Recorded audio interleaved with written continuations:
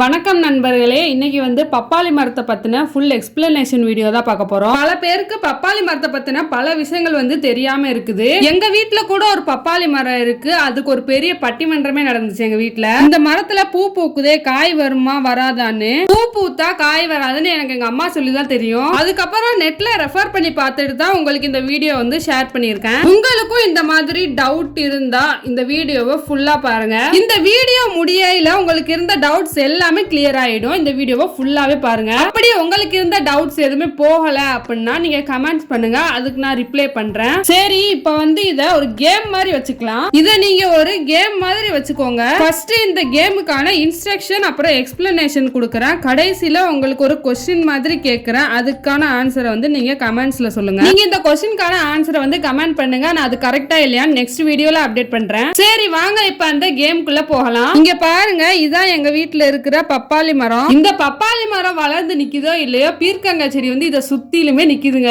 எங்க வீட்டு பப்பாளி மரத்துல உள்ள ஃப்ளவரை பாருங்க. இத பார்த்துட்டு தான் இந்த ஃப்ளவர் வருது, காய் காய்க்காது அப்படின்னு சொன்னாங்க. எனக்கு நிறைய டவுட்ஸ் இருந்துச்சு. அது எல்லாமே எனக்கு இப்ப கிளியரா இருக்கு. உங்களுக்கும் இந்த டவுட்ஸ் எல்லாமே கிளியர் ஆகிடும். அதுக்கு முன்னாடி இந்த வீடியோவை ஃபுல்லா பாருங்க, அப்பதான் உங்களுக்கு இருக்கிற டவுட்ஸ் எல்லாமே கிளியர் ஆகும். இப்ப பாத்தீங்கன்னா பப்பாயா ட்ரீ, அதாவது பப்பாளி மரம் வந்து ரெண்டு டைப்ஸ் இருக்கு. ரெண்டு வகையான பப்பாளி மரம் இருக்கு. ஒன்னு வந்து மேல் பப்பாயா ட்ரீ, அதாவது ஆண் பப்பாளி மரம். இதோட ஃப்ளவர் வந்து இந்த மாதிரி இருக்கும். இந்த மரத்தோட ஒட்டி நிறைய காம்பு கிளைகள்லாம் வந்து அப்புறம் கீழே வந்து தொங்குன மாதிரி ஃப்ளவர் இருக்கும். இந்த மாதிரி கீழே தொங்குற மாதிரி ஃப்ளவர் இருந்தா இதான் வந்து மேல் பப்பாயா ட்ரீ, அதாவது ஆண் பப்பாளி மரம். இந்த மாதிரி ஃப்ளவர் இருந்தா இந்த மரத்துல காய் காய்க்காது, வெறும் ஃப்ளவர், அதாவது பூ மட்டும்தான் இருக்கும். அதுக்காக இதை வெட்டி போட்டுடலாம் அப்படின்னு சொல்ல மாட்டேன். இந்த மரத்தை கூட நீங்க வளர்க்கலாம். நீங்க நினைக்கலாம் இதுல எந்த காய் காய்க்க போறது இல்ல, எந்த பழமும் வரப்போறது இல்ல, அப்புறம் ஏன் இதை வைக்கணும்னு. இதுக்கு வந்து ரீசன் இருக்கு.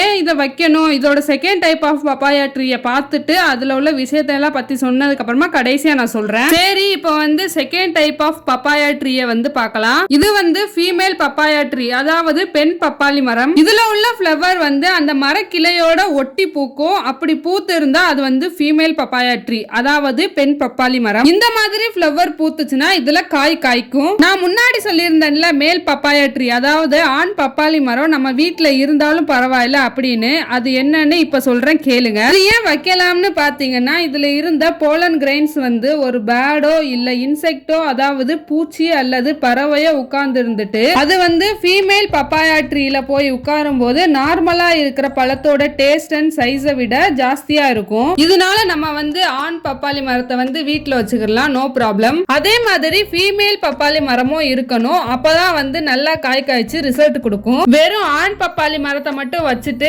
பழம் வரல காய் காய்க்கலன்னு சொல்லிட்டு இருக்க கூடாது. ஜஸ்ட் நான் இதை ஒரு ஃபன்னா தான் சொன்னேன். நீங்களும் இதை வந்து ஃபன்னாவே எடுத்துக்கோங்க. இப்ப வந்து உங்களோட டவுட்ஸ் எல்லாமே கிளியரா இருக்கும்னு நான் நினைக்கிறேன். இந்த மாதிரி பப்பாளி மரம் வளர்க்கறதுக்கு எந்த ஒரு இதுவுமே தேவைப்படாது. அதாவது நம்ம தண்ணி அடிக்கடி ஊத்தணும், ஏதாவது உரம் போடணும் அப்படிலாம் கிடையாது. நம்ம ஜஸ்ட் அதை வளர்த்தோம்னாலே போதும், அதுவாவே வளரும். எங்க வீட்டுல எல்லாம் அதுவா தான் வளர்ந்துச்சு. நாங்க வந்து எந்த விதையுமே நாங்க போடல, அதுவாவே தான் வளர்ந்துச்சு. அதுக்கப்புறம் நாங்க வேற இடத்துல மாத்தி மட்டும் வச்சோம், சின்னதா இருக்கையில. அதாவது இந்த பப்பாளி மரங்கிறது விதையில இருந்து தான் வரும். அதுக்கு நாங்க விதை போடல, நாங்களா போடல. அது அதுவாவே அந்த விதை வந்து கடந்து அங்க முளைச்சிருந்துச்சு. நம்மளாவே ஏதாவது விதை போட்டிருந்தோம்னா கூட இவ்வளவு வந்திருக்காது. நாங்க வந்து எல்லா செடியுமே ஒரே இடத்துல தான் வச்சு வளர்க்குறோம். அதே மாதிரி பீக்கங்காய், அந்த டேட்ஸ் செடி, லெமனும் அது சாத்துக்குடி என்னன்னு தெரியல, இனிமே வந்தாதான் தெரியும். எல்லாமே வந்து ஒரே இடத்துல தான் நிக்குது. பப்பாளியும் வந்து அதே இடத்துல தான் நிக்குது. எல்லா செடியுமே வேற வேற இடத்துல போட வந்து ஸ்பேஸ் கிடையாது. அதனாலதான் வச்சு எல்லாமே ஒரே இதா வச்சிருக்கோம். சரி, இப்ப இன்ஸ்ட்ரக்ஷன் அப்புறம் எக்ஸ்பிளனேஷன்லாம் கொடுத்துட்டேன். நான் கேம்னு சொன்னேன்ல, கடைசியில ஒரு क्वेश्चन கேக்குறேன்னு சொன்னேன்ல, அந்த क्वेश्चனை வந்து இப்ப கேக்குறேன். இப்ப சொல்லுங்க, எங்க வீட்ல இருக்கிற பப்பாளி மரம் ஆண் பப்பாளி மரமா பெண் பப்பாளி மரமா?